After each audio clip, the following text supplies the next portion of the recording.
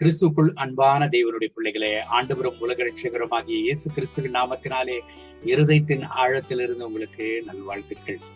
சங்கீதங்களின் புஸ்தகம் 1வது சங்கீதம் 2வது வசனத்தை வாசித்து இந்த நாளுக்காக நாம் ஜெபிப்போம். கர்த்தருடைய வேதத்தில் பிரியமாயிருந்து இரவும் பகலும் அவருடைய வேதத்தில் தியானமாய் இருக்கிற மனுஷன் பாக்கியவான்.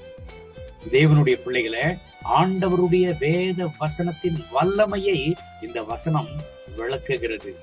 ஆண்டவருடைய வசனத்தை வாசித்து தியானிக்கிற மனுஷன் பாக்கியவானா. கீழ் வசனங்கள்ல வாசிப்போமானால், கர்த்தருடைய வேதத்தில் பிரியமா இருந்து தியானமா இருக்கிற மனுஷன் எப்படியா இருப்பானா, அவன் நீர்க்கால்களின் ஓரமாய் நடப்பட்டு தன் காலத்தில் தன் கனியை தந்து இலையுதிராதிருக்கிற மரத்தை போல் இருப்பான். அவன் செய்வதெல்லாம் வாய்க்கும் என்று வேதம் சொல்லுகிறது. என் அன்பு தேவனுடைய பிள்ளைகளை, இன்றைக்கு நம்முடைய வாழ்க்கையில நம்ம செய்கிற காரியம் வாய்க்கணும்னா ஆண்டவருடைய வேதத்தில் பிரியமா இருந்து தியானமா இருக்கணும் என்று இந்த வசனம் சொல்லுகிறது. கர்த்தருடைய வேதத்தை வாசிங்க, ஆண்டவருடைய வேதத்தில் தியானமா இருங்க, கர்த்தருடைய வேத வசனத்தை வாசிங்க. நீங்க செய்கிற காரியம் வாய்க்கும்.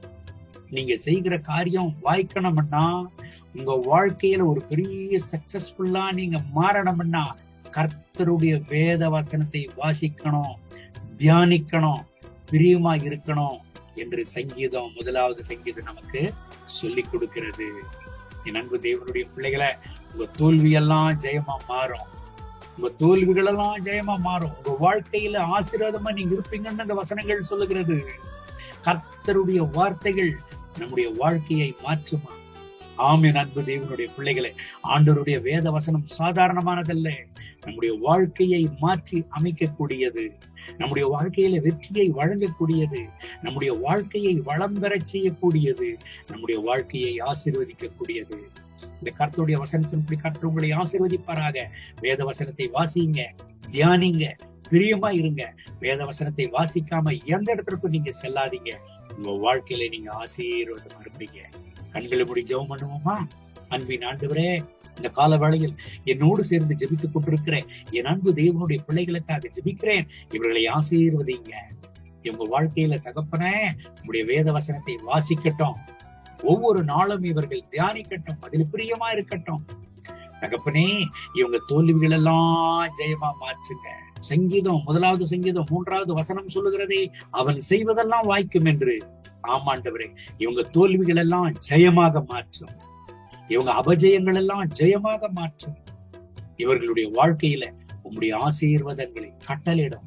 உம்முடைய வேத வசனத்தை இவர்கள் நேசிக்கட்டும். உம்முடைய வேதத்தின் மேல் இவர்கள் பிரியமா இருக்கட்டும். கர்த்தர் அந்த தாகத்தை இவர்களுக்கு தருவீராக. இவர்களை ஆசீர்வதித்து நடத்தும். இவங்க துக்கம் சந்தோஷமா மாறட்டும். இவங்க தேவைகளை சந்தியும். உடைய வசனத்தை அனுப்பி நீர் குணமாக்குகிறீர் என்று உடைய வேத வசனம் சொல்லுகிறதே. இந்த கால வேளையில் உடைய வசனத்தை அனுப்பி இவங்க வாழ்க்கையை குணமாக்கும், இவர்கள் வியாதிகளை குணமாக்கும். கர்த்தர் அப்படி செய்கிறதற்காக ஸ்தோத்திரம். மகிமை கனம் துதி உமக்கே. இயேசுவின் நாமத்தில் பிதாவே.